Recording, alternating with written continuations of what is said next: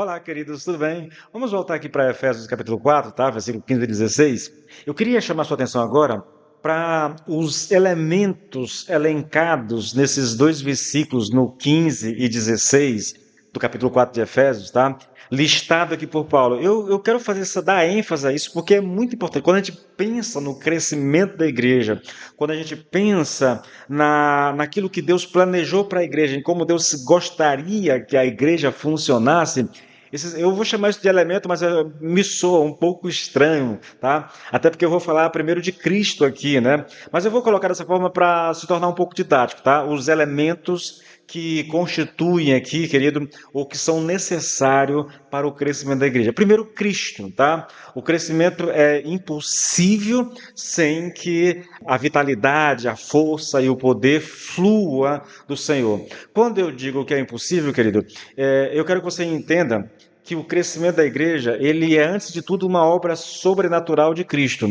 E você vai já entender quando eu falo que é impossível, tá? Veja, o segundo elemento, o primeiro é Cristo, o segundo é a conformidade com Cristo, por isso que é impossível sem Cristo. Porque a ideia aqui, queridos, de crescimento aqui, é que se nós fluirmos como foi planejado por Deus, nós vamos refletir essa conformidade com Cristo.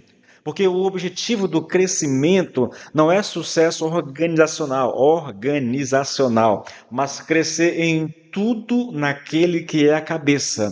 Então, a ideia do crescimento aqui é maturidade espiritual, é ser semelhante a Cristo, é a igreja como um todo caminhar em conformidade com Cristo, refletindo o caráter de Cristo, tá? Esse é o crescimento do qual Paulo fala aqui.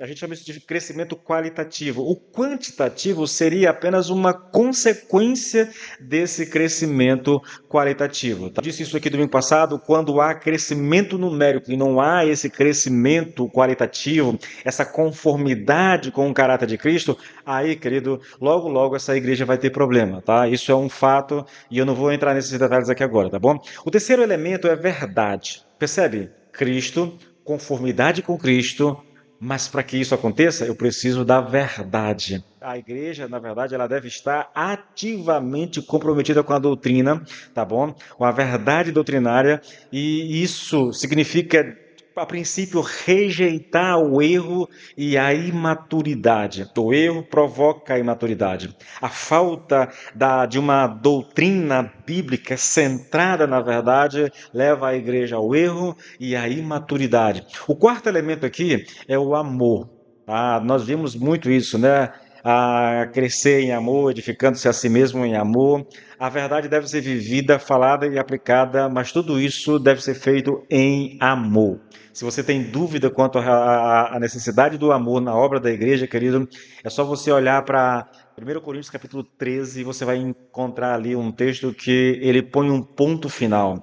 Qualquer coisa feita na igreja sem amor, ela foge do princípio, ela foge da vontade de Deus para a sua igreja. O amor é o contexto, tá? Inegociável para toda a vida e ministério da igreja. O quinto elemento é a interdependência. A igreja deve funcionar como um corpo bem ajustado e consolidado. A igreja deve ser harmônica, ela deve funcionar em harmonia e coesão.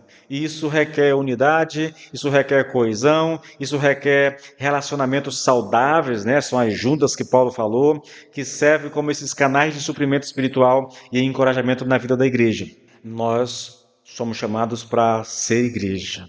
E ser igreja significa viver em harmonia.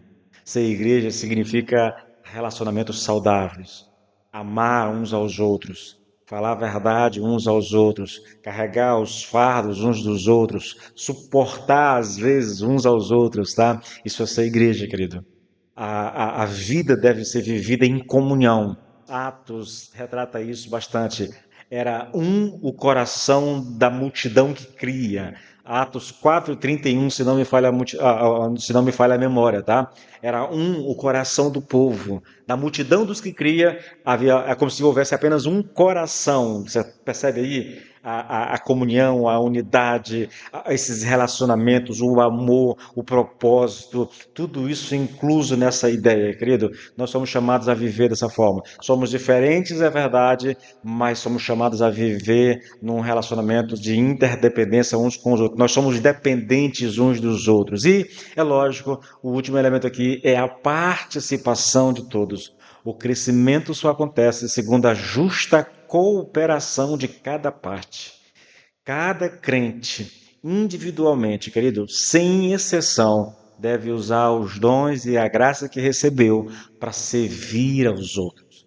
O crescimento da igreja, ele fica estagnado quando os membros se tornam consumidores passivos, ao invés de serem cooperadores ativos na obra do Senhor. O chamado é: vista a camisa do reino e dê o seu melhor.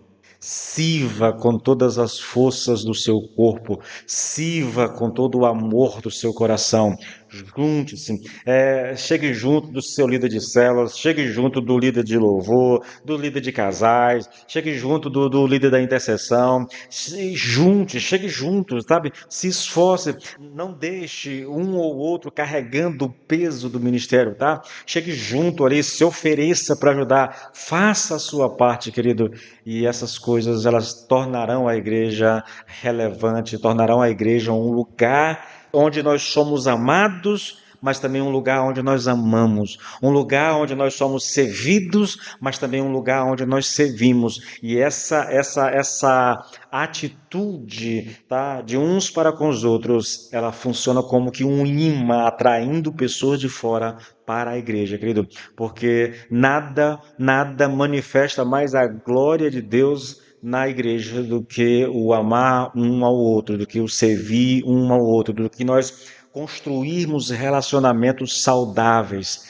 relacionamentos baseados no amor de Cristo, na comunhão, na intimidade uns com os outros. Nós precisamos, como igreja, vivenciar essa realidade, porque isso atrai as pessoas a Cristo, tá bom? Deus abençoe vocês.